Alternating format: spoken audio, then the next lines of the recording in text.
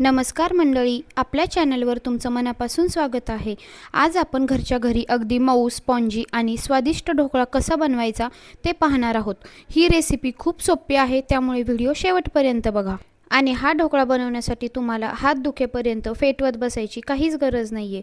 मी तुम्हाला अगदी सोप्या पद्धतीने मिक्सरमध्ये ढोकळा कसा बनवायचा हे सांगणार आहे। आणि हा ढोकळा तुम्ही एकदा बनवला ना, मार्केटमधला ढोकळा तुम्ही विसरूनच जाल। चला तर मग रेसिपी शेवटपर्यंत बघा। आणि हो, आजचा ढोकळा मी बेसन पिठापासून बनवलेला आहे। तुम्हाला जर मूग डाळीच्या पिठाच्या ढोकळ्याची ही रेसिपी पाहिजे असेल तर मला कमेंट करून नक्की सांगा, ती पण मी शेअर करेल। सगळ्यात आधी तुम्ही एक कप किंवा वाटी घ्या, ज्याने तुम्ही सगळं मेजरमेंट करणार आहात। सगळ्यात आधी मी 2 कप बेसन पीठ घेतलेलं आहे आणि हे बेसन पीठ मी चाळून घेत आहे। इथे मी 6 जणांसाठी ढोकळा बनवणार आहे, त्यामुळे मी एक मध्यम आकाराची वाटी घेतली। आणि लक्षात ठेवा, या वाटीनेच आपण सगळे मेजरमेंट करणार आहोत। बेसन पीठ चाळून घ्या, म्हणजे आपण ढोकळा बनवल्यानंतर त्यामध्ये कसलेच लम्प्स राहत नाहीत आणि ढोकळा एकदम स्पॉन्जी बनतो। त्यानंतर हे चाळून घेतलेलं बेसन पीठ एका मिक्सरच्या भांड्यामध्ये शिफ्ट करून घ्या। मी लिंबाचा रस आधीच एका वाटीमध्ये काढून ठेवला होता आणि मी 2 वाटी बेसन पीठ घेतलंय, त्यासाठी मी एक पूर्ण लिंबाचा रस काढून घेतलाय। त्यात 2 चमचे साखर टाका, चवीनुसार मीठ टाका आणि थोडीशी हळद टाका। आता हे सगळं मिश्रण चमच्याच्या सहाय्याने एकत्रित करून घ्या। आता ज्या वाटीने आपण बेसन पीठ घेतलं होतं त्याच वाटीने 1 वाटी पाणी टाका।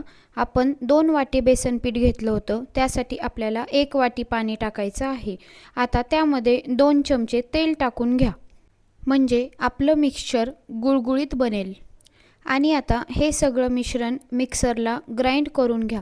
हे बघा, त्याची कन्सिस्टन्सी ही अशी झाली पाहिजे।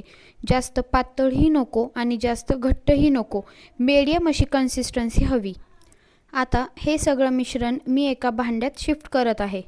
आता हे मिश्रण आपल्याला 10 मिनिटासाठी सेट होऊ द्यायचं आहे। 10 मिनिटं झाल्यानंतर मी त्यामध्ये एक इनोची पुडी टाकली आहे आणि थोडंसं पाणी टाकून हे सगळं फेटून घेतलंय। आता हे बॅटर आपल्याला हळूहळू एकाच दिशेने मिसळायचं आहे, याला जास्त ढवळायचं नाही। त्यामुळे आपल्या ढोकळ्याला टेक्स्चरही छान येतं आणि पूर्णपणे स्पॉन्जी होतो, यामध्ये कसलेच लम्प्स राहत नाहीत।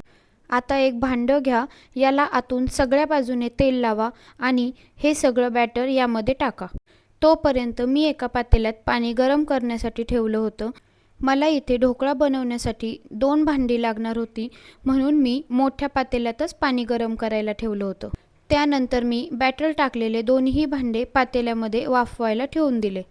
पातेल्याचं झाकण पॅक बंद करून मी 10 ते 15 मिनिटासाठी असंच ठेवून दिलं।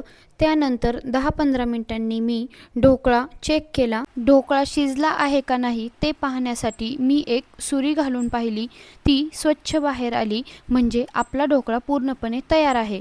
ढोकळा थोडा गार झाल्यावर त्याचे चौकोनी तुकडे करा, म्हणजे तयार केलेली फोडणी त्यावर सारखी पसरवता येईल आणि सगळ्या तुकड्यांमध्ये छान अशी चव मुरेल।